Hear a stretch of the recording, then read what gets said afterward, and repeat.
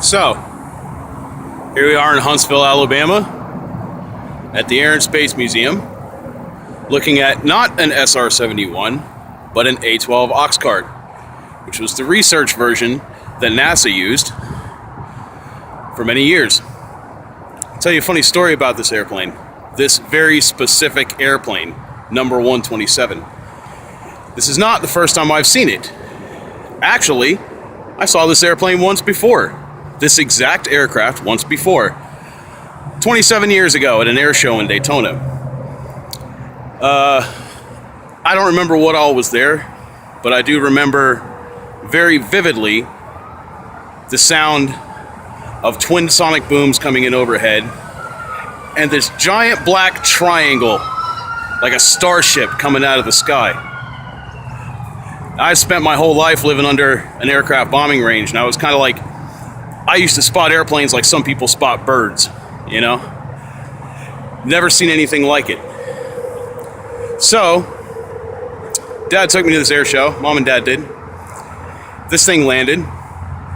This exact airplane landed. Having come fresh off a record setting a time from Washington to Daytona Beach. Because of course it set a record, it always does. And when I was a kid, I remember very distinctly walking around to the back of the aircraft, much as we are now, and that engine nacelle was still hot. The whole airplane was still hot. And my dad, we walked right up to it. They didn't have a gate around it at the time. My dad walked right up to it and handed me a rag, much like this one, except white. Stood right there, and he picked me up so I could just reach the bottom of the inside of the nacelle. And I took the rag and wiped some grease off the inside of that engine 27 years ago.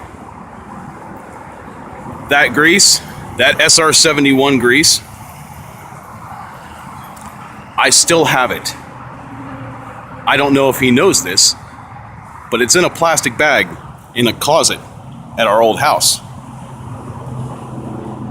That little napkin with the grease from that engine, along with my teddy bear and some of my writings, is still one of the most prized possessions I have today.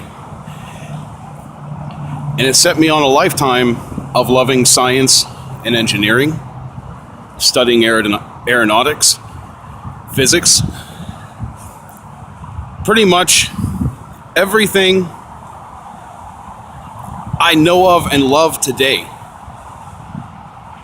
Everything I care about today. My whole life started with my dad and a greasy engine.